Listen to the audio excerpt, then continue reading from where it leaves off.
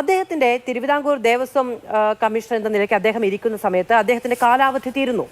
അത് കൂട്ടിക്ക് നൽകാൻ സർക്കാർ തീരുമാനിക്കുന്നു. ഹൈക്കോടതി അത് റദ്ദ് ചെയ്യുന്നു. റദ്ദ് ചെയ്യുന്നു. അദ്ദേഹം സ്ഥാനഭ്രഷ്ടനാകുന്നു. പിന്നീട് അദ്ദേഹം തിരുവിതാംകൂർ ദേവസ്വം ബോർഡ് പ്രസിഡന്റായി വരുന്നു. രാഷ്ട്രീയ താല്പര്യമില്ല എന്ന് പറഞ്ഞാൽ പച്ചവെള്ളം പോലെ ഇത് നമുക്ക് കൃത്യമായ മറുപടി തരുന്നൊരു നടപടിക്രമമാണ്. അദ്ദേഹം CPM-ന് വേണ്ടിയിട്ട് അല്ലെങ്കിൽ ഇടതുപക്ഷ ഗവൺമെൻറ്റിൻ്റെ ഒരു നയം നടപ്പിലാക്കാൻ വിശ്വാസികളെ ദ്രോഹിക്കുന്ന ഒരു നയം ഉണ്ടായിരുന്നല്ലോ. ആ നയം നടപ്പിലാക്കുന്നതിന് വേണ്ടിയിട്ട് എല്ലാ ഒത്താശ ചെയ്തു കൊടുത്തൊരു ഉദ്യോഗസ്ഥൻ്റെ ഒരു പ്രത്യുപകാരം എന്നുള്ള നിലയിൽ അവരൊരു പൊളിറ്റിക്കൽ അപ്പോയിൻമെൻറ്റ് നടത്തി എന്നുള്ളതാണ്. അതാണ് അതിൽ നിന്ന് വളരെ വ്യക്തമാകുന്നത്. ഇപ്പോൾ ഇതിൽ വളരെ ഗൗരവതരമായിട്ടുള്ള ഒത്തിരി പ്രശ്നങ്ങളുണ്ട്. ഒരുപാട് ഈ ഭക്തരെ ദ്രോഹിക്കുന്ന നിലപാടുകൾ സ്വീകരിച്ചിട്ടുണ്ട്. നമ്മളെ സംബന്ധിച്ചിടത്തോളം ഈ കാലം ഒരിക്കലും കണക്ക് പറയാതെ അവസാനിക്കില്ല. അതാണ് ഇപ്പോൾ സംഭവിച്ചിട്ടുള്ളത്. ഇവർ ചെയ്തിട്ടുള്ള കാര്യങ്ങളെല്ലാം തിരിച്ചടി നേരിട്ടുകൊണ്ടിരിക്കുകയാണ്.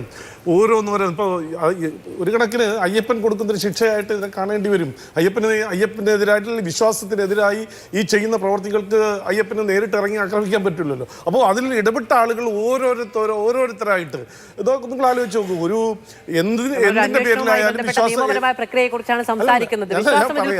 ഞാൻ വിശ്വാസത്തിന്റെ കാര്യമല്ല, എൻ്റെ ഒരു വിശ്വാസത്തിന്റെ കാര്യമാണ് ഞാൻ പറഞ്ഞത്. ഒരു എങ്ങനെയാണോ വിശ്വാസത്തെ തകർക്കുന്നതിന് വേണ്ടി പോലീസ് അകമ്പടിയോടുകൂടി ചില ആളുകളെ അവിടെ എത്തിച്ചത്, അതേ രീതിയിൽ പോലീസ് അകമ്പടിയോടുകൂടി വരുന്ന കാഴ്ചകൾ കാണുമ്പോൾ സ്വാഭാവികമായിട്ടും നമ്മളെപ്പോലുള്ള വിശ്വാസികൾ, ഞാൻ സയൻസിൽ ഉദ്ദേശിച്ചിട്ടല്ല പറഞ്ഞത്, വിശ്വാസികൾ അങ്ങനെ ചിന്തിച്ചു പോകും അതേ രീതിയിൽ.